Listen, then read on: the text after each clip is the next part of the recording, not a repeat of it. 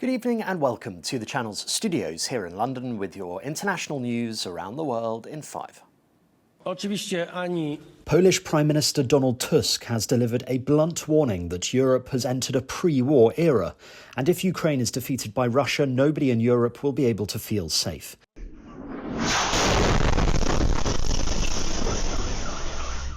His remarks come as a fresh barrage of Russian missiles targeted Ukraine.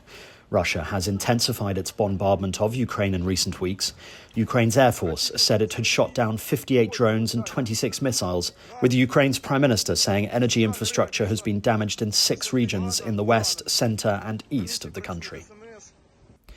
The UN's top court has ordered Israel to enable the unhindered flow of aid into Gaza in order to avert a famine. In a unanimous decision, the International Court of Justice said Israel had to act without delay to allow the provision of urgently needed basic services and humanitarian assistance. This follows warnings that famine could hit Gaza within weeks. Israel has called the allegations it is blocking aid wholly unfounded. It said that Hamas was to blame for the situation in Gaza and for starting the war. Maryland's governor has provided early details of his plan to clean up wreckage after a cargo ship hit a major bridge in Baltimore, killing 6 people. The Biden administration has approved $60 million in emergency funds that Maryland has requested to help.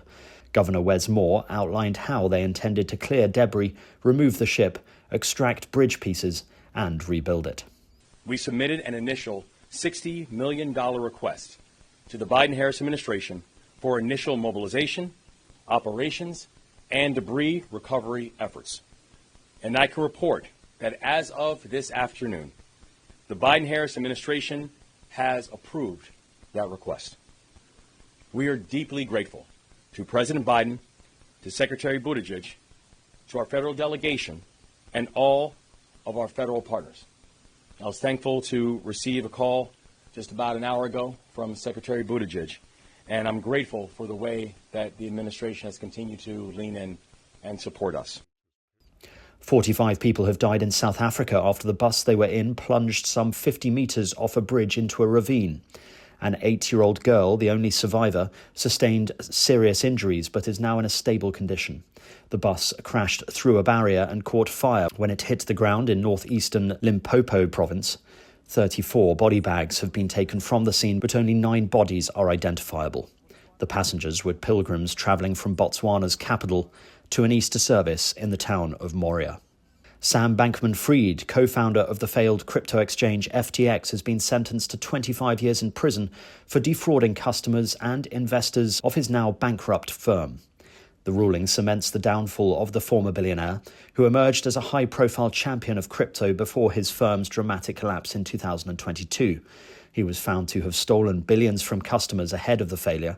Bankman-Fried's legal team will appeal against his conviction.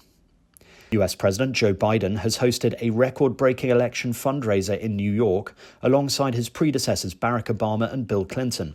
His team said the star-studded evening at Radio City Music Hall raised over $26 million for the campaign, a record for a single political event. The president has a cash advantage over Republican Donald Trump, meaning he can spend more on advertising in key states. Polls suggest the race for the White House rests on a knife edge. Mr. Trump attacked the event's guest list as deranged Hollywood liberals. South Africa's former president Jacob Zuma has been involved in a car crash but was unhurt. Police say a drunk driver collided with his official armoured state vehicle, but a leading member of the party alleged that he had been targeted.